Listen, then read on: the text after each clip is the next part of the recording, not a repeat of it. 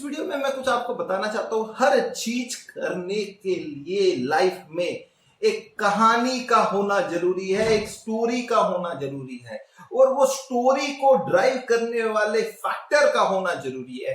तो ही आप मार्केट में क्या लाइफ में कहीं पे भी सक्सेसफुल हो सकते हो। आप कोई भी चीज बस करने के लिए करना है, कोई आपका उसके पीछे उद्देश्य नहीं है, कोई आपका ध्येय नहीं है, कोई आपका पर्पस नहीं है, तो क्या आप उस चीज में सक्सेसफुल हो पाओगे।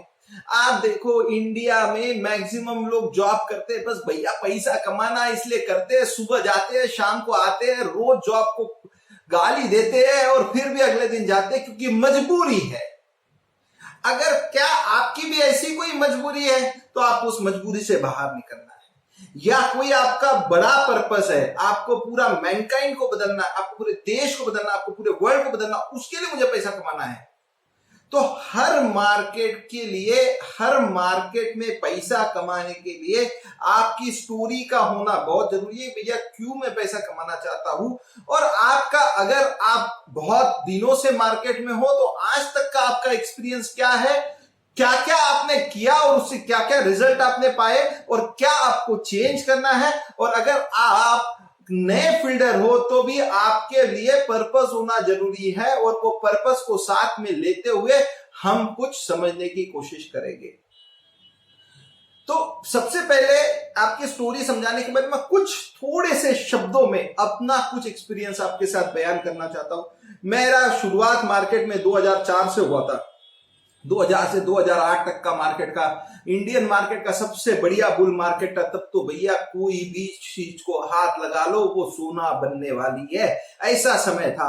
तो हमने भी कोई भी चीज को हाथ लगाया, मार्केट में पैसा बनाया। 2008 में आया मार्केट का हमारे लाइफ का पहला मंदी का दौर, जिसमें हमें समझता ही नहीं था मंदी क्या होती है, और जैसे ही मंदी आई सारा पैसा गंवा दिया। जितना कमाया था उससे ज्यादा कमा दिया।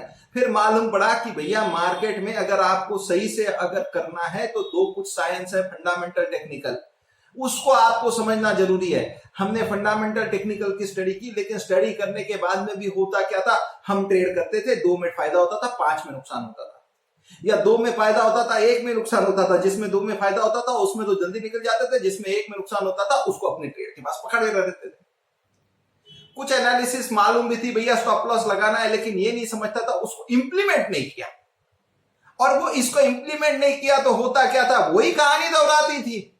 2 साल 3 साल तक यही चलती रही, कुछ दिन कमा रहे, कुछ दिन कमा रहे, कुछ दिन कमा रहे, कुछ दिन कमा रहे, चलता गया। 2008, 9, 10, 11 वर्स्ट पीरियड ऑफ हमारे लाइफ के थे। फिर समझ में आया भैया मार्केट को जब तक आप एक सेटअप नहीं दोगे, एक प्रोसेस नहीं दोगे, एक उसको करने का तरीका नहीं समझोगे, तब तक नहीं करें। तब समझ में आया भाई स्टॉप लॉस हिट होता है तो करवा ले, कोई भी ऐसा कोई फॉर्मूला चुन कर लेके आ जिसमें आपको रिस्क रिवॉर्ड अच्छा मिलता है, बस वो ही फॉलो करना है जिंदगी में, और कहीं इधर उधर नहीं जाना है। तब ये समझ में आया। फिर बाद में मालूम पड़ा, अब हम लोग कंसिस्टेंट वापस से पैसा कमाना शुरू किया। तो छोटी सी स्टोरी है, उसका एक ही उद्देश्य है, भैया अपने प्रोसेस को सेट करो, लाइफ में रिजल्ट अपने आप आएगा। रिजल्ट की चिंता मत कर, प्रोसेस सेट कर। जब प्रोसेस सेट हो गई तो रिजल्ट अपने आप आएगा। उसके बाद में कुल्लू मनाली जा, हिमालय जा, समुद्र के अंदर में जा, तेरे को ट्रेड में प्रॉफिट होगा। लेकिन जब तक प्रोसेस सेट नहीं होगी यू कैन नॉट अर्न।